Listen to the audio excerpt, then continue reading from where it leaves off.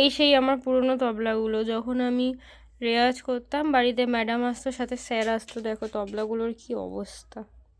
মানে দেখে খারাপ লাগে, বাট কিছু করার নেই। মনে হয় যে নিজের জীবনটা কীভাবে নষ্ট করেছি, পুরো শেষ করে দিয়েছি আমি জীবনটাকে। আজকে এইগুলো সব বের করতে করতে একটা খুব ভালো জিনিস পেলাম। আজকে শোকেসটা বের করতে গিয়ে এতগুলো ক্যাসেট পেলাম। এই ক্যাসেটগুলো একদম আমার ছোটোবেলায় বাবা এনে রেখেছিল বাড়িতে। এই ক্যাসেটগুলো একবার হারিয়ে গিয়েছিল বলে খুব কান্নাকাটি করেছিলাম, কোথায় রেখেছিলাম জানি না। আর আমাদের বাড়িতে বড় একটা সিডি ছিল, তখন এই ক্যাসেটগুলো সিডির মধ্যে চালিয়ে দেখতাম।